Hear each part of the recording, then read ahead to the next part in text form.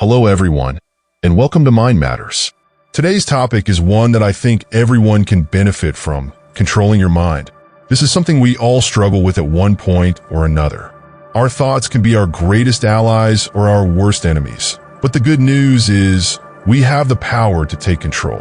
So let's dive right into how to do just that. The mind is an incredibly powerful tool. It can lift you to the highest peaks of success, joy, and fulfillment.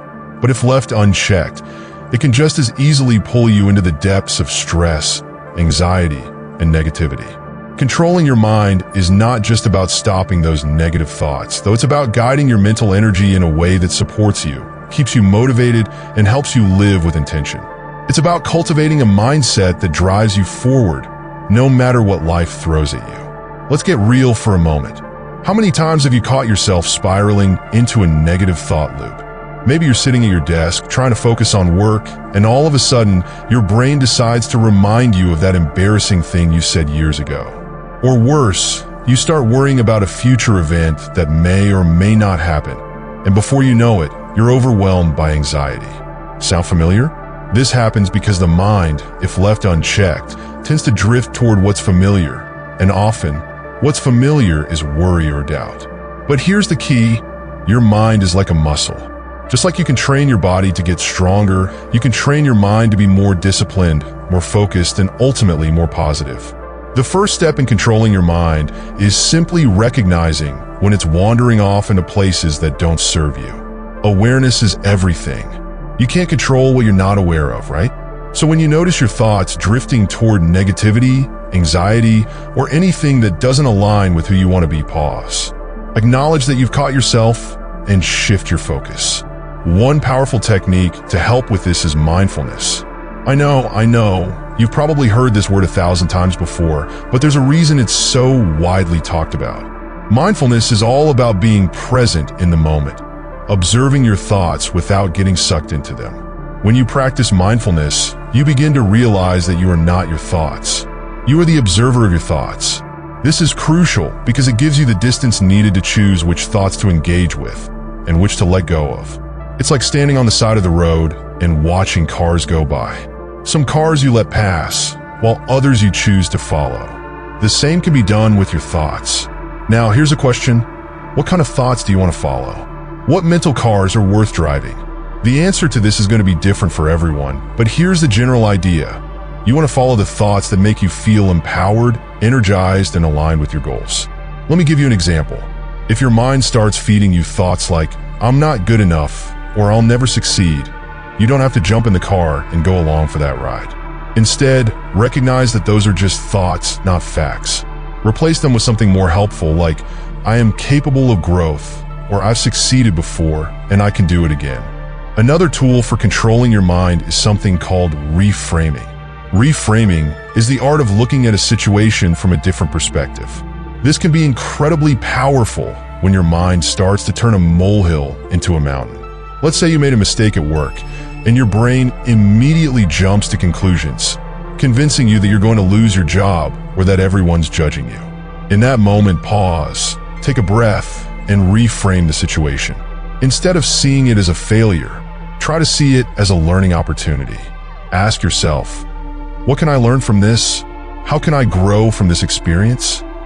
By shifting your perspective, you take control of the narrative and turn what could be a negative mental spiral into something constructive. I think a big part of controlling your mind also involves managing your environment. Your external world has a huge impact on your internal world. If you surround yourself with people who are constantly negative, gossiping, or complaining, it's going to be that much harder to keep your mind in a positive space. So, take a look at who you're spending time with, what kind of media you're consuming, and the general energy you're allowing into your life. Make conscious choices to be around people and environments that uplift you and challenge you to grow. Another thing that helps a lot is routine. We often underestimate how much structure can help us stay mentally strong. If you have a solid morning routine that sets a positive tone for your day, you're less likely to get derailed by negative thoughts or distractions. This could be as simple as spending 10 minutes meditating, journaling, or setting your intentions for the day. It doesn't have to be complicated, but consistency is key. By creating habits that support a calm, focused mind, you're building mental resilience that can help you navigate whatever comes your way.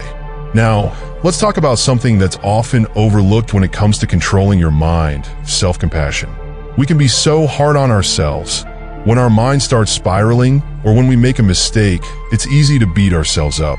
But the truth is that only makes things worse.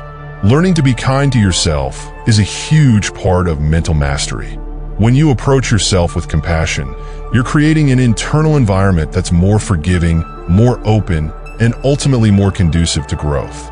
So, next time you catch yourself in a negative thought pattern, don't get mad at yourself for it. Just gently guide your thoughts back to something more positive. It's not about perfection, it's about progress. And here's the thing. Controlling your mind doesn't mean suppressing your emotions or pretending everything is fine when it's not. It's not about being a robot. In fact, part of mental mastery is learning how to feel your emotions fully without letting them control you. Emotions are like waves, they rise and fall. If you try to resist them, they'll just come back stronger.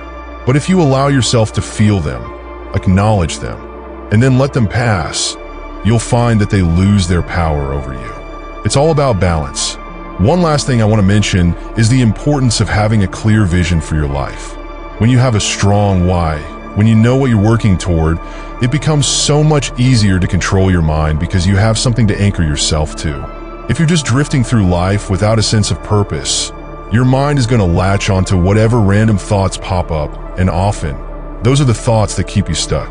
But when you're focused on a goal or a vision, you have a North Star to guide you. So take some time to get clear on what you want out of life. What are your values? What kind of person do you want to be? When you have a strong sense of purpose, your mind naturally starts to align with it. So, there you have it.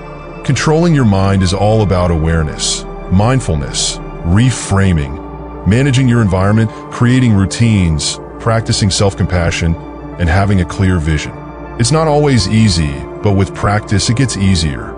The more you train your mind, the more it works for you instead of against you.